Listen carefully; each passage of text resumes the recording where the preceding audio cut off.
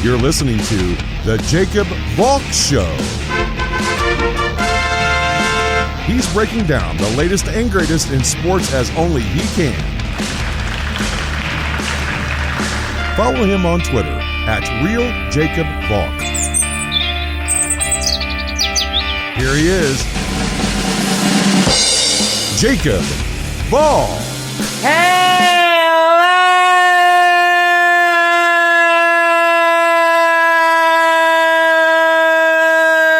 sports fans. Welcome to another edition of the Jacob Valk Show. I am Jacob Valk, and this is going to be a baseball-heavy show today with some basketball sprinkled in. No football, because where are the big stories? The Browns are 3-1? Okay, I said they'd be good this year. This isn't very surprising to me. It's surprising how good they are. I didn't think they'd be this dominant, but they're good. I knew they'd be good. The Cowboys' defense is dreadful. We all know it's dreadful. There's no story there. Daniel Jones and Dave Gettleman aren't long for New York. Okay? Neither are Sam Darnold and Adam Gase. Very hard for me to feel sympathy for the Giants. So I really don't think there are any big football stories to talk about. I don't like talking about injuries. This is going to be a baseball-heavy show. And I'll start with making my picks for the 4 division series. And I will start with Rays Yankees. I promised you, when this show first started, that I would be impartial. And I hope you'd agree with me that I've been impartial. I've killed the Islanders in the past. I picked against the Islanders when they were going up against the Flyers. I've killed the Jets on numerous occasions. And I've even killed the Yankees a little bit. So I've really tried hard to get rid of that bias. But what's harder to get rid of is the unconscious bias. The bias that you have, but you don't know you have. Everyone has it. Everyone has some form of bias that they don't know they have. So that's the lens that I'm looking at this series through. When I look at the Rays, I see an incredibly dominant pitching staff. Blake Snell is one of the best pitchers in baseball. Tyler Glasnow is incredibly underrated. Charlie Morton is a proven playoff performer. The thing is, though, their offense doesn't terrify me. You have to respect it. Brandon Lau had a really good year. So did Joey Wendell. But that's pretty much it. Who else scares you? Seriously, tell me. Their bullpen is dominant, but it's irrelevant if they don't get a lead to work with. And when you look at the Yankees, their offense is stacked. From the top down, 1 through 9, they have guys who you need to respect. They don't have a great pitching staff, but it's not awful. Cole versus Snell tonight is a fantastic matchup. Tanaka is a proven playoff performer. I don't care what he did in Game 2 against the Indians. You know what? He got jerked around by that stupid rain delay. J. Happ had a good year. I like Jordan Montgomery. I like Davy Garcia. The Rays have the better pitching. I'm not saying they don't, but it's not as lopsided as some people would have you believe. The thing that terrifies me, though, is the bullpen. Aaron Boone tried desperately to not give the ball to Adam Ottavino, or Jonathan Holder for that matter, and it nearly came back to bite the Yankees in the butt. This is a team that, outside of Garrett Cole, you're not going to have a starter go, 7 innings. More to the point, there are no off days in the LDS this year. So, you're not going to be able to run the same relievers out there every game. Their arms are going to fall off. Boone needs to trust his relievers a little bit more. He got away with it in Game 2 because DJ LeMahieu bailed him out. Boone tried very hard to lose that game, but that's not going to happen here. At the end of the day, the Yankees have more guys that you need to respect than the Rays do. We can talk about the great relievers that the Rays have until the cows come home. And they are great. Nick Anderson, Diego Castillo, Aaron Loup, Pete Fairbanks. But the Indians had a good bullpen too. And the Yankees were able to win Game 2 late. I think this is going to be a dogfight. Really competitive. I think it's going to last all 5 games. It wouldn't stun me if the Rays won.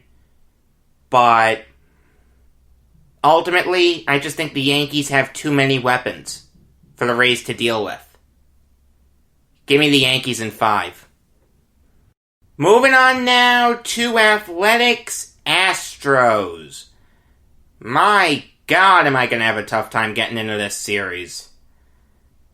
I really hate both teams. The Astros for obvious reasons, the Athletics because they're the poster child for sabermetrics, which I hate. This is going to be a tough series for me to get into. The Astros need to see their big guns produce more. Gurriel, Altuve, Reddick, Bregman, they all hit under 250. And even guys like Correa and Springer only hit in the 260s. Now, Springer had 14 home runs. I'm not knocking him. But I want them to produce a little bit more. Their pitching is solid. The bullpen's okay. The key for the Astros is going to be getting their big guns cooking. And when you look at the Athletics, they don't have any big guns. Their best hitter this year was probably Tommy La Stella. All due respect to La Stella, solid player, but he shouldn't be the best hitter on a playoff team. Look, Chris Bassett is a really good pitcher, and the Athletics have a great bullpen. But the great bullpen doesn't mean anything if you can't get him a lead, alright? I know I sound like a broken record, but it's the truth. If the Athletics are going to win this series, they need timely hitting. It's just that simple. Runners in scoring position, you've got to drive him in. Runner on second, 2 outs, give me a single. I don't want to walk. Give me a single to drive that run in. Like I said, tough series to get into. If I pick the Astros, it kills me. If I pick the Athletics, it kills me. Ultimately, I think the Astros just have a little more firepower. I know the Athletics were the better team this year, but I think it's more likely that guys like Bregman and, Reddick and Gurriel step up than guys like Ramon Laureano and, Sean Murphy and Marcus Semien. Astros in 4. Moving on now to the National League, Dodgers-Padres. I've said before that the Dodgers are really my pick to win the whole thing. From the top down, they are stacked. Betts, Bellinger, Seager, Pollock, Taylor, Turner. The pitching is insane. Kershaw, Buehler, Dustin May. The bullpen is stacked. No pitcher for the Dodgers this year had an ERA of over 4.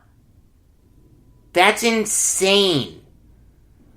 I admire the Padres' aggressiveness. Easy story to get behind. They haven't made the playoffs in a really long time. They battled back to win Game 2, and they shut down the Cardinals in Game 3. But ultimately, I just don't think they're much of a match for the Dodgers. Even if Clevinger and Lamet pitch, which is still up in the air, they're not going to be at 100%, and I think the Dodgers can take advantage of that. I'll give the Padres a game, but nothing more. Dodgers in 4. The last series to break down is Braves-Marlins.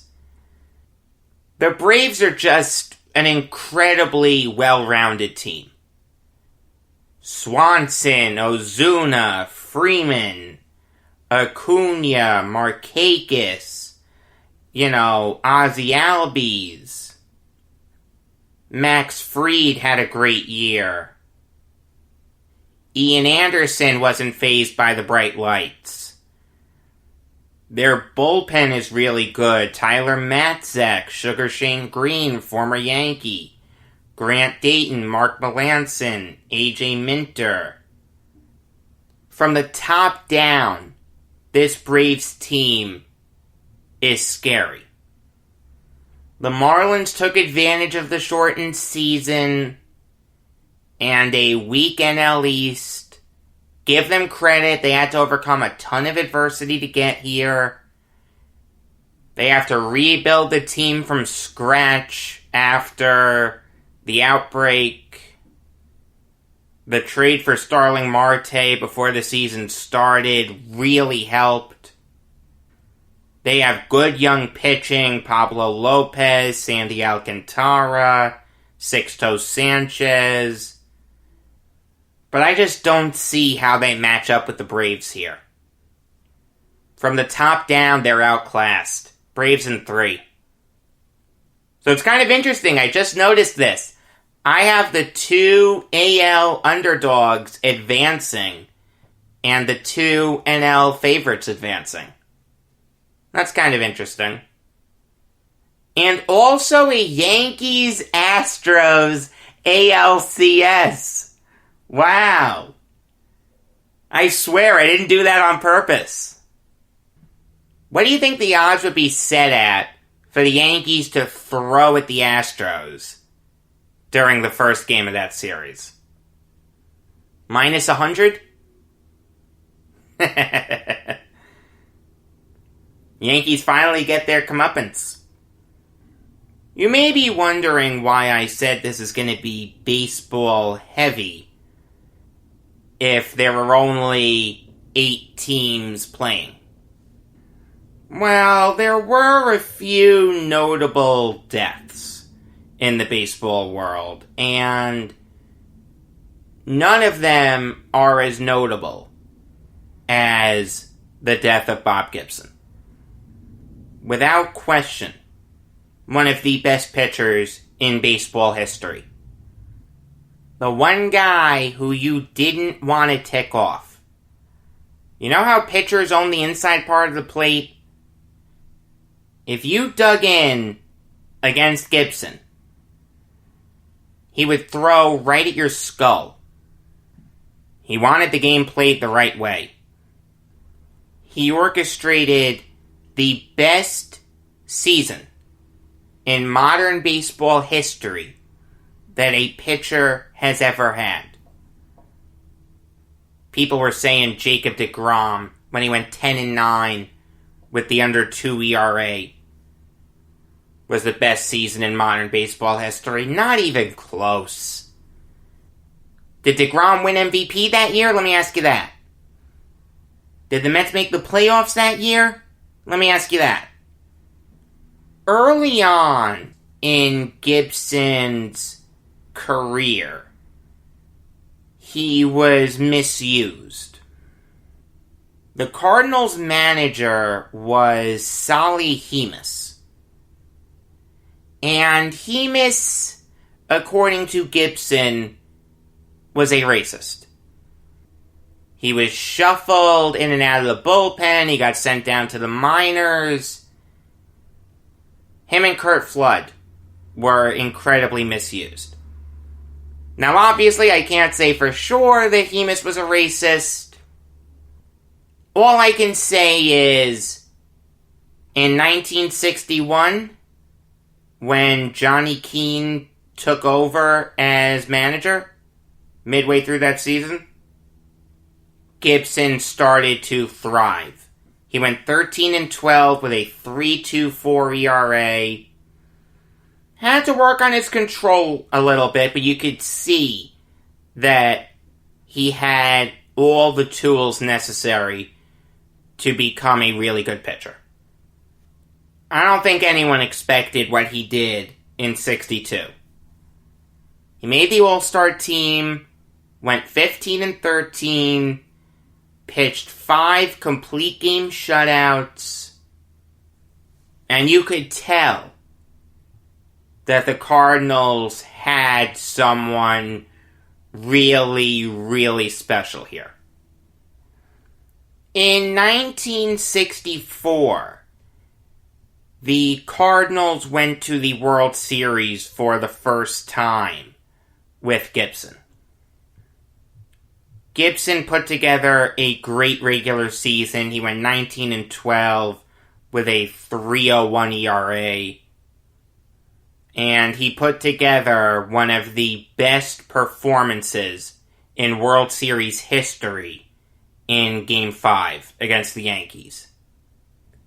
He had a shutout going until the last out of the game. Mickey Mantle at second, Tom Tresh at bat. Mantle had reached on an error by Dick Groat. Yankees are down 2-0. If Tresh hits a home run here, the game is tied. Tresh hits a home run. Yes, Gibson gave up the game-tying home run, but it never would have happened if Groat had fielded that ground ball cleanly. Tim McCarver hit a 3-run home run in the top of the 10th. Gibson came back out for the 10th and shut the Yankees down. Then in Game 7, he pitched a complete game. He gave up 5 runs, not the best performance ever, but it helped him win World Series MVP. In that World Series also, Gibson set a record for most batters struck out by a pitcher. I don't know if it's still standing, but in that World Series, he struck out 31 Yankees. The year after that, he made the first of what would be 6 consecutive All-Star teams. And he won 20 games for the first time, starting a run where in the next 6 seasons, 65-70, he would win 20 games in every season except 1967 when he got hurt. But 67 is interesting. Roberto Clemente hit a line drive off Gibson's leg that ultimately led to Gibson breaking his right fibula. Gibson missed some time, but he came back in September in time for him to deliver some more great World Series performances. Against the impossible dream Red Sox, he pitched 3 complete games and gave up 3 total runs. Game 1, only gave up 1 run. Game 4, shutout. Game 7, only gave up 2 runs. Gibson would go on to win his 2nd World Series MVP. The year after that, he delivered the best pitching season in modern baseball history.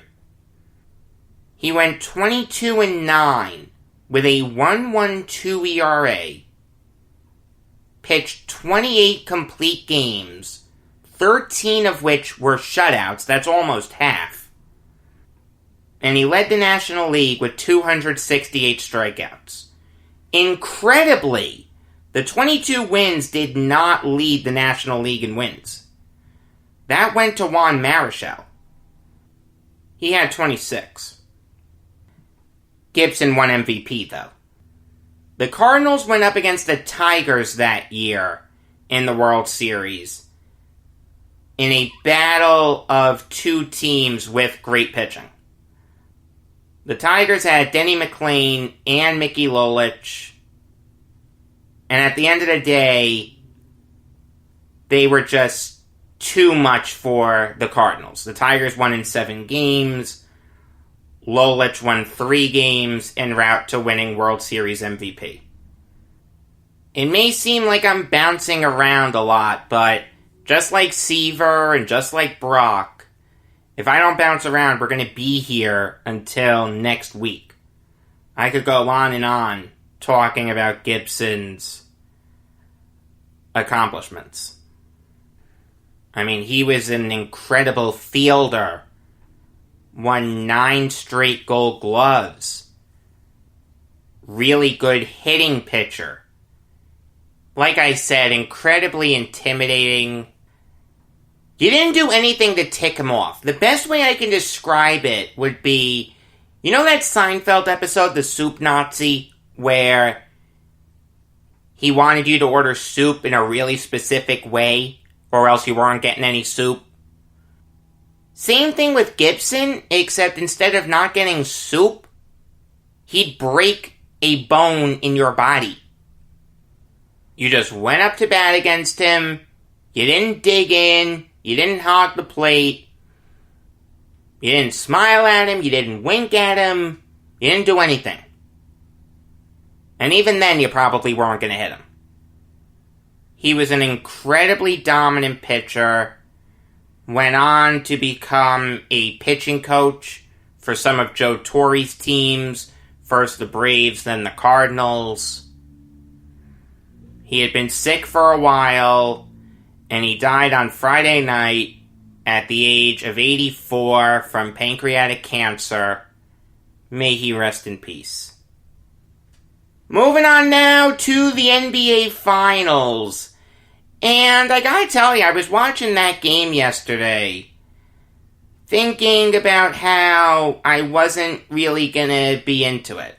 You know, I was doing other things, just had it on for background noise. But the Heat dominated in this game. It may not seem like it from the scoreboard, but they were light years better than the Lakers. I'll get into what Butler did in a minute. I just want to talk about how they limited Anthony Davis to only 9 shots. This guy is one of the 10 best players in the NBA. For him to have less shots than Markieff Morris and Kyle Kuzma is inexcusable. Moreover, He turned the ball over 5 times. LeBron turned it over 8 times. Now, LeBron wasn't bad, but Davis was. I like the production that Morris and Kuzma provided. At the end of the day, they were hitting their shots. So I guess I can't begrudge them too much for taking 13 shots each. But you've got to get Anthony Davis more involved. He dominated in Game 1. He dominated in Game 2. Without him, forget about it. You don't have a chance. Realize the Heat were without Goran Dragic and Bam Adebayo. If Adebayo was doing Adebayo things, okay, I can understand Davis being a little limited. But I thought the Lakers were going to destroy the Heat in this game. Instead, the Heat really trounced the Lakers. The Heat won 115-104. They should have won by at least 20. That's how well they were playing. Jimmy Butler put together one of the greatest NBA Finals performances you'll ever see. In a game that the Heat needed to win. They weren't going to come back from 3-0 down. If they lost yesterday, forget about it. They're not winning the NBA title. Butler has the game of his life, a 40-point triple-double. Tyler Hero with 17, Kelly Olynyk with 17. Butler playing almost every minute of that game. He played 44 minutes. Come on. It boggles the mind how he was able to do that.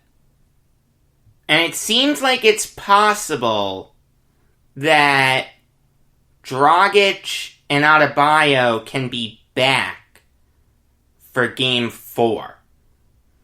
Adebayo's a little more likely than Dragic, just from everything we're seeing. The Heat are back.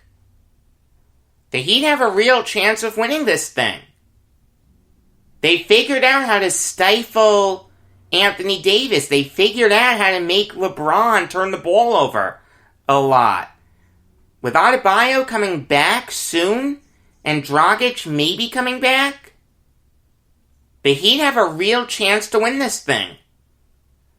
It's amazing how quickly this series went from being a joke to being really competitive when you stop and think about it.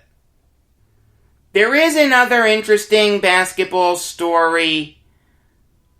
According to Jason Jones of The Athletic, Buddy Hield isn't returning any of Luke Walton's phone calls. He's frustrated with being a sixth man, and it seems like he wants out. What's important to note here is that the Kings really don't need to trade Hield.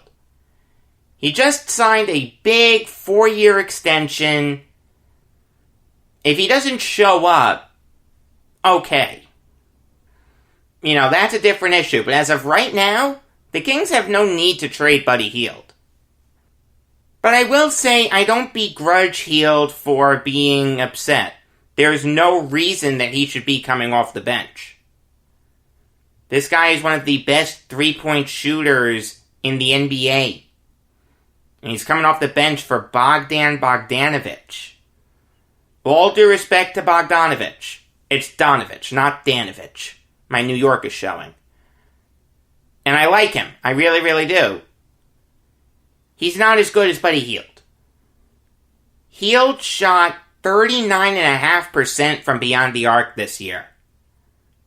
He's never shot less than 39% from 3. He plays solid defense. He's a really good player. He should be starting. And more to the point, do you want someone who just signed a huge extension coming off the bench? I don't blame him for being upset. I really, really don't. It wouldn't stun me if the Kings traded him It's the Kings. They make stupid decisions. But they really have no need to trade him. If some team gives them a crazy offer, okay, sure. I mean, he would make sense for the Nets. He'd make perfect sense for the Sixers. It's possible that the Kings could be blown away with an offer, but I wouldn't hold my breath waiting for it if I was Monty McNair. You know, Hield is a guy who needs to be handled with kid gloves. Let him have his space. Don't be too hard on him. He's a frustrating guy, but you put up with it because he's incredibly talented. All in all, I don't think the Kings are going to trade Hield. I think cooler heads can prevail. And I think it would take a monster offer for the Kings to consider trading Hield.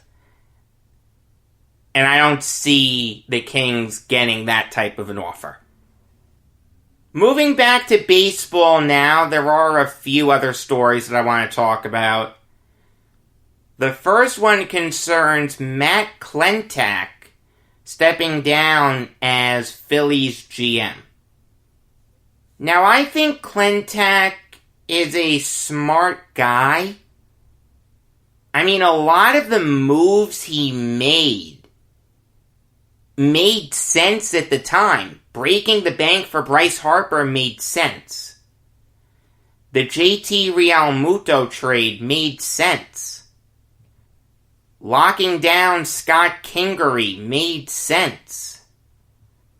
Signing Zach Wheeler, I thought, was an overpay, but Wheeler had a good year. Even a guy like Didi Gregorius had a really good year, playing with his old manager in Girardi.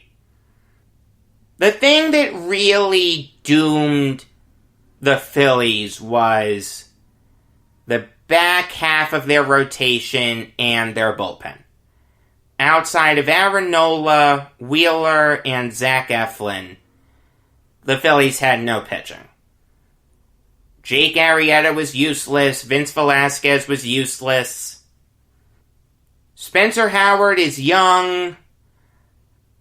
I don't want to give up on him yet. But this guy was a consensus top 40 prospect headed into the season. I expected more from him. It's possible he can turn it around, but I didn't see a lot to inspire confidence in me. And the bullpen was dreadful. Outside of Blake Parker, the Phillies had no good relievers. Hector Neris was dreadful. Brandon Workman was dreadful. Tommy Hunter was okay. Adam Morgan was dreadful. At the end of the day, if you can't find anything other than 4 good pitchers, you're gonna struggle. And the results don't lie. The Phillies haven't made the playoffs with Klentak as GM. In fact, they've never finished better than 500. I think he has a good head on his shoulders. It wouldn't surprise me if he got another opportunity down the line. But the Phillies did need to make this change. And it's going to be interesting to see what they do with Girardi. They made a big move in bringing him in. Is the new GM going to want to bring in his own guy? Is Girardi going to instantly be on the hot seat? It's a very tenuous situation in Philly right now. They need to figure out who's going to lead them pretty quickly. Their core isn't getting any younger. They've got to win sooner rather than later. And that is way, way, way easier said than done. There are a couple other deaths in the baseball world that I want to talk about. The first one concerns the hero of the 1965 World Series, Sweet Lou Johnson. It's okay if you don't know the name Lou Johnson, but the simple fact is, without him, the Dodgers just don't win the 65 World Series. It's that simple. As great as Koufax was in that series, and he was fantastic, no other word for it, you need hitting also. And Johnson gave them hitting. It took Johnson a while to find his groove in the majors. When he debuted for the Dodgers, he was 30 years old. He had bounced around a few teams, had some cups of coffee, spent a couple years in the minors, but it seemed like he was never going to get a chance. Then 65 rolled around. Tommy Davis broke his ankle, so Johnson was pressed into regular playing time. He responded by hitting .259 with 12 homers, 58 RBIs, 15 steals, and pretty darn good defense. He had a .989 fielding percentage. I did not know this, so thank you, Wikipedia. But the perfect game that Sandy Koufax threw, September 9th, 1965, Johnson scored the only run in that game. I knew it was a 1-0 game. I knew the Dodgers didn't get much going. I didn't know who scored the run. It was Johnson. He walked, went to second on a sacrifice bunt. He stole third. And then the Cubs catcher, Chris Krug, made a throwing error. Thank you, Wikipedia. I really did not know that. In the World Series that year, the Dodgers went up against the Twins. Johnson hit .296 with 2 home runs and 4 RBIs. The second home run that he hit turned out to be the game-winning home run in the 7th game. Like I said, he was the hero of the 65 World Series. Koufax gets all the credit for what he did, and it was remarkable what he did, but they don't win that Game 7 without Johnson. He deserves a ton of credit for what he did. After that, Johnson moved over to right field, and he hit well. .272, 17 homers, 73 RBIs. He actually led the majors in getting hit by a pitch. Got hit 14 times. The Dodgers went on to face the Orioles in the World Series that year, but the Orioles were way, way, way more than the Dodgers could handle, and they got swept. Although Johnson did his part, he led the Dodgers in batting average in the World Series that year by hitting .267. The year after that, he hit .270 with 11 homers and 41 RBIs. And then he kind of faded away into obscurity, unfortunately. He should be remembered a lot more fondly by Dodgers fans. Without him, you don't win the 65 World Series. It's just that simple. His death was announced over the weekend. He died at 86. May he rest in peace. You know the saying that deaths come in threes? Well, yeah, that saying holds here. Because there is another death to talk about, and that is the death of Ron Peronoski. One of the first closers in baseball history, and actually a teammate of Lou Johnson's. Some people think that the closer is more of a recent invention, and that's really not 100% accurate.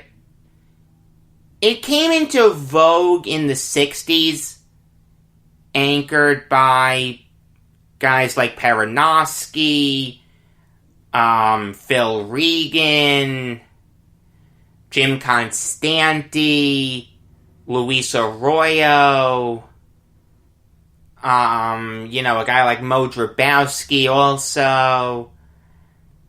And you can even go further back. Joe Page with the Yankees, Hoyt Wilhelm with the Giants. But those were viewed as novelties at the time. Peronoski helped bring in this wave of closers. Without those guys I just mentioned, the Peronoskis, the Regans, the Constantis, etc., etc., it's kind of interesting to think about where baseball would be. I mean, Peronoski was a really, really good reliever. In 1962, Peronoski led the majors in games pitched with 70. He had 19 saves, but saves weren't actually counted until 1969. People just went back and retroactively applied it. The year after that, Peronoski had 21 saves, led the National League in games pitched with 69, had a 1.67 ERA, and went 16 and 3. That amounted to an .842 winning percentage, which led the majors. And that's what Peronoski did. He was a really, really good reliever. The best way that I can describe him would be Zach Britton.